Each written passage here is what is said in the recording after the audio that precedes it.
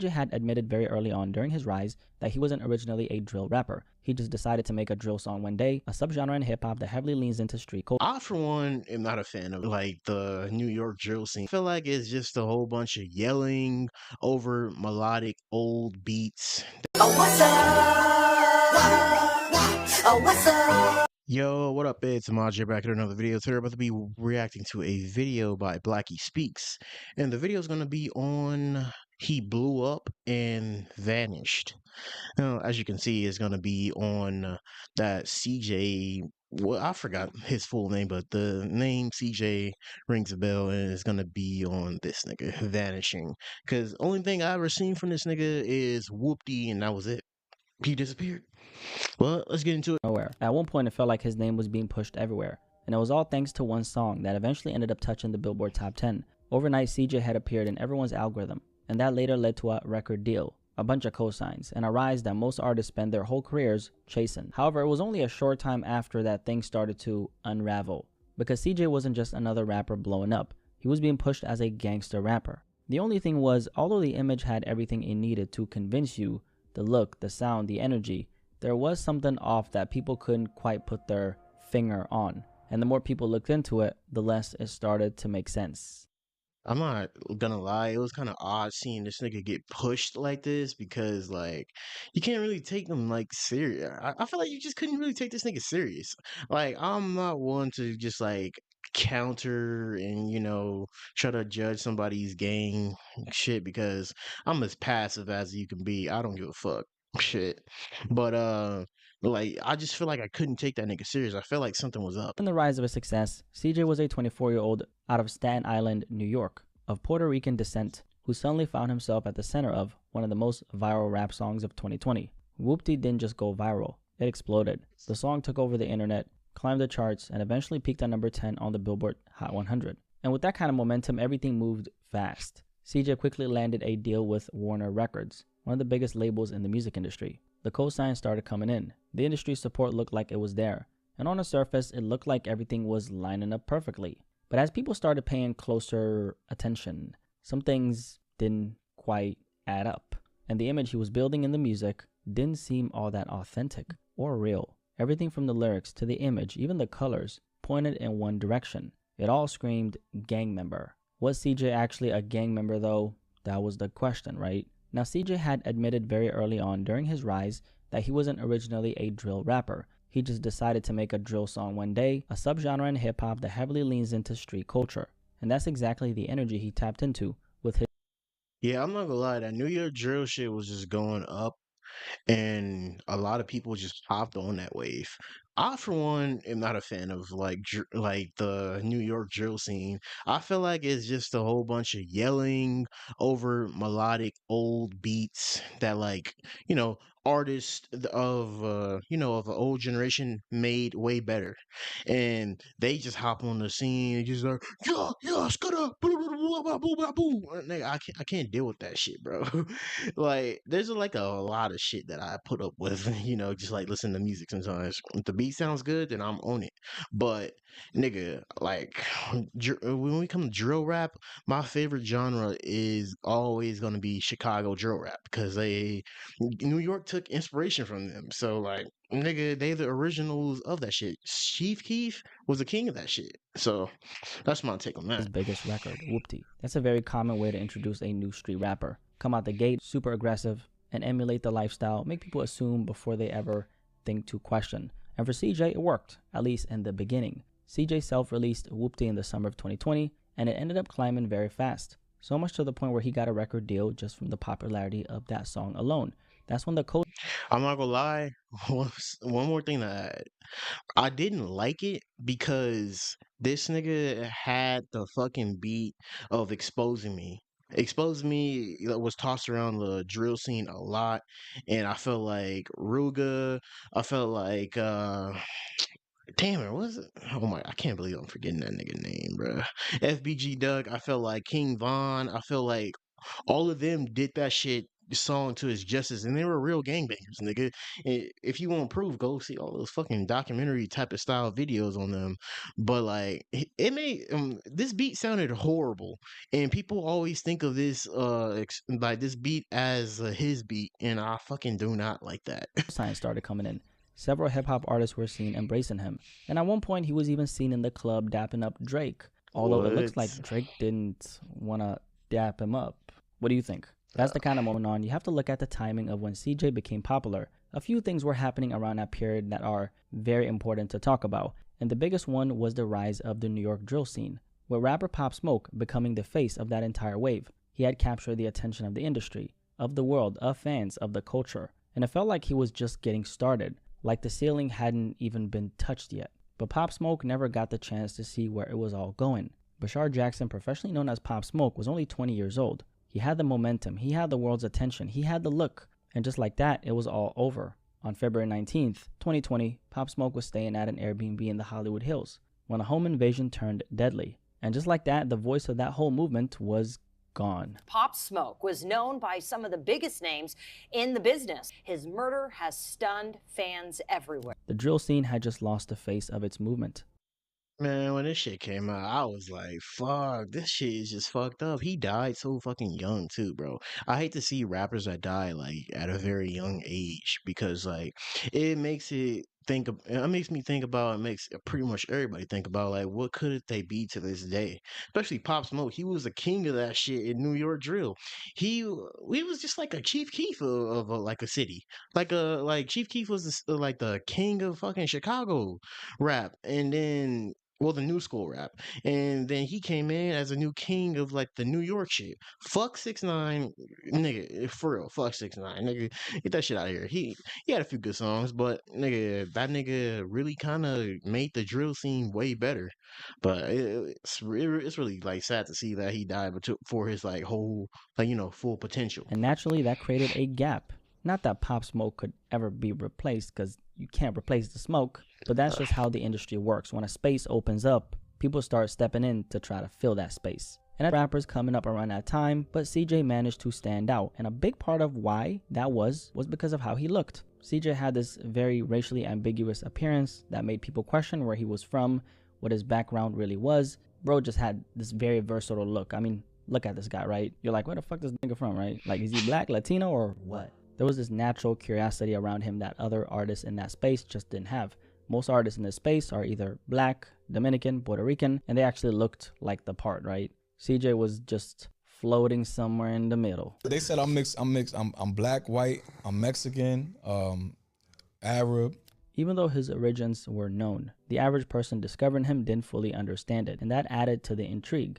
It made him feel like a mystery at first glance. And in that initial moment of discovery, mystery works in your favor. People fill in the blanks themselves, and there's power in letting assumptions fuel conversations about you in private. So when you put It's true right there. It gets people fucking talking. It's like people like start like just like posting that shit on Reddit, posting that shit on all those forums. Like, where's this guy from? Or the fucking gangsterologist, like already start like seeing like, where's this guy from? Is he really a gangbanger?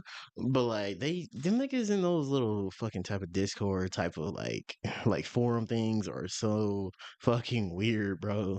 They be praising all these dudes, and then but at the same time, these niggas be the real niggas that be exposing you on your shit. So it kind of kind of go both ways. things together, the gap in the scene, the timing, the image, CJ didn't just blow up randomly. He stepped into a movement that was already waiting to be filled. The first real point of contention for CJ was the term itself, Whoopty. Because what did it actually mean? Like, whoopty, whoopty, whoopty. The term originates from the Bloodhound Brims, a gang out of New York, and it's used as a way for members to greet each other and show respect. Whoopty, my nigga. So it has meaning, it has history behind it. But when CJ was asked about it by rapper Fat Joe, a veteran in a rap game, someone who actually understands where these things come from, his response was a little evasive. What does whoopty mean, man? It's a worldwide thing now. I got kids I got kids saying it, you know what I'm saying? I got older folks saying it, so it's a worldwide thing now. I made it a worldwide thing. Yeah, but is it a word like you used to say with your homies and all that? Exactly, like And then whenever you said, I'm throwing Whoopty in the song and make that That's shit. it. It's worldwide now. He didn't really explain what it meant or where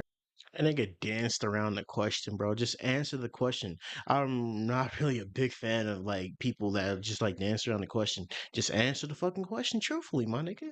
Or I mean, well, if you don't answer the question, that means something, some lame ass shit going on behind the scenes. Like you either stole that shit. it came from, and instead, it almost sounded like he was taking credit for it, like it was just something he created.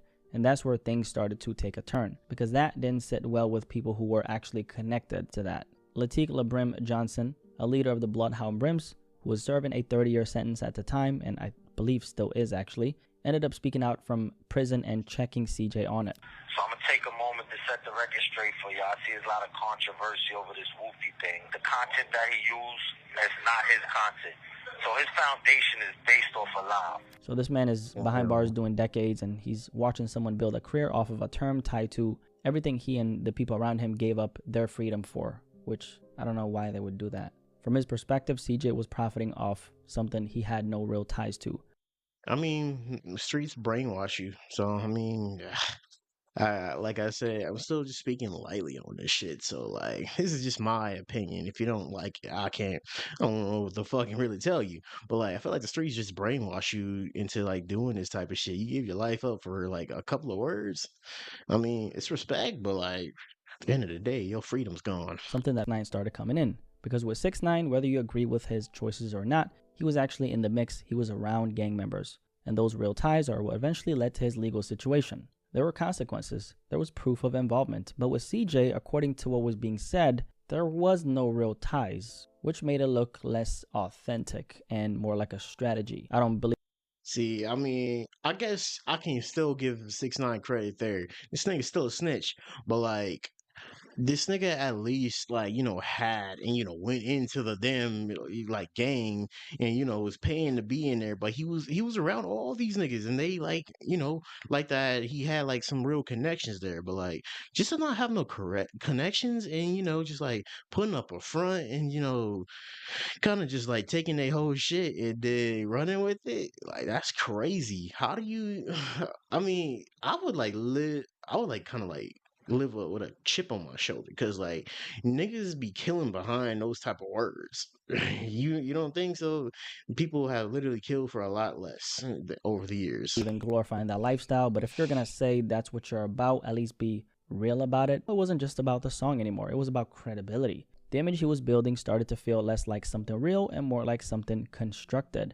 And in hip-hop, that's a dangerous line to walk. When you're out here convincing the world you're something you're not, the wrong people start believing it as well. And those people don't settle things in the comments. They pull up with guns and shit. You can borrow a sound, you can borrow an aesthetic, but when people feel like you're borrowing a lifestyle, one that real people are actually dying behind, which that's kind of stupid, but that's when the pushback actually gets serious. And in CJ's case, the pushback came early. At the same time, there was another problem. Whoopty had become bigger than him. The song was everywhere, but outside of that record, there wasn't much that people were interested in. No strong identity, no clear personality, nothing that separated him from the moment he had just created. And that's where artists usually build something real or start to fade. A hit song can open the door, but it can't hold the door open. Yeah, I'm not gonna lie. These days, you gotta have like some type of gimmick to your name, or some type of comedic side, or just something that makes you like more than a rapper. You just can't be a rapper these days because like everybody's just gonna be thinking you're just like the next guy, trying to be cool, trying to be gangster. You gotta have like this type of goofy ass side about yourself. You gotta like, but at the same time, command some type of respect. But I feel like when you just don't have that type of like, that deal about you, you're just a boring ass nigga that just like making some music. But like that's just what it comes with today. That's like rappers back in the day could get away with that shit, but like nowadays it's not. It's hard. And 50 Cent. So this wasn't just industry experience. This was someone who understood how to build a narrative around an artist, how to get the right people talking, how to position someone so the industry pays attention before the public even catches on. So when CJ started to rise, it wasn't happening in isolation. He had been around that environment early on, absorbing it, learning how it all worked. from someone who had already done it at a very high level. And once Whoopty started gaining traction, everything moved exactly how you'd expect it to when the right people are involved. Because it's one thing to get a hit record, but it's another thing to get a hit record and on top of that have the right people around you. One of them leads to an actual shot, the other one most times just leads to another fluke. Now thanks to his uncle, who is also his manager, the deals came in quickly for CJ. First a record deal with Warner Records happened, then the publishing deal with Warner Chappell. The song kept climbing, the streams kept growing, and the industry fully got behind him. On paper, it looked like the perfect setup. The kind of situation. Hey, at the same time, I don't blame this nigga of how like he did things, but at the same time, you just like going about this shit all wrong. You gotta like at least do some things right, cause like shit was going good for 6ix9ine at first until he couldn't handle it until they couldn't handle it no more, and the cops started catching on. But like to like live this type of like life, like trying to do that and deal with people at the same time, it just never like kind of ends up well for you at the end of the day. You can't like live two lives at the same time. Most artists spend years trying to reach, but at the same time, it also made his rise feel different because now it didn't look like just this random viral moment anymore. It looked like something that had structure behind it, something that was being guided towards success. And when people started piecing that together, it just added another layer on top of everything else that was already being questioned. The street credibility, the Whoopty term controversy, and now this. It all started painting the same picture. And that's where the conversation shifts. Because having access, having connections, having the machine behind you, that can get you in the door, but it can't make people stay. Because in hip-hop, more than any other genre in the world, people are listening for something beyond the music. They're listening for who you are, the story, the background, the sense that the person behind the music actually has lived something. And with CJ, that part never really felt convincing. Because he was trying to lean on something that was not real for him. You get what I'm saying? And once that conversation shifted from the song to the person behind it, everything started looking a little different. The lyrics, the image, the way he carried himself, it all started to fall apart a little. Not because the music changed, but because the perception of him changed. Or should I say, the cracks started to show. Obviously, once people feel like something isn't real, the doubt that sits in the background just becomes louder and louder. And over time, it slowly disconnects the audience from the artist. Quietly, almost invisibly, and in CJ's case, that disconnect happened pretty fast, right? And that's when the timing can become a double-edged sword, because the same thing that helped him rise is also what made it harder for him to maintain that type of success. He stepped into an open lane, but when that moment passed, there wasn't enough underneath it to carry him forward. And when you look at CJ's run, it all starts to make sense. It wasn't just that he blew up fast. It's that everything around him was built for that one moment. The timing, the image, the machine behind him, all of it was designed to get him there. But at the end of the day, if we're being honest, the fake gang member thing just didn't really help, right? You can have the best team in the world behind you, the right look, the right song, but if people don't believe you, none of it matters, right? Anyway, Yeah, like I said, the fake gang member thing is just like not gonna stick unless you can just go buy this shit and do it right. You gotta be really in the field if you go out to fake that shit. And nowadays people are like getting smarter about shit and calling people out on that shit. This like 6ix9ine type of thing or CJ thing will never happen again because people always call you out for your bullshit now. But I mean, like I said, I sort of get where he's coming from, and like being an artist is hard nowadays. You gotta like be different, you gotta like have some type of gimmick and push up your perception, but like if you can't keep all that shit up, you're gonna just fall off and be one of the normal ass niggas again. I mean, he did have a quick ass run, but I just never liked that Whoopty song, bro. A lot of people like that shit, but I didn't like it, bro. I like the original beat from Chicago rap. But hey, if you guys want to check out my other videos, it's in the playlist. But I'll catch you guys in the next video, and check out Blackie Speaks. We on the road to 450. Catch you guys in the next video. He was the best guy around. What about the people he murdered? What murder?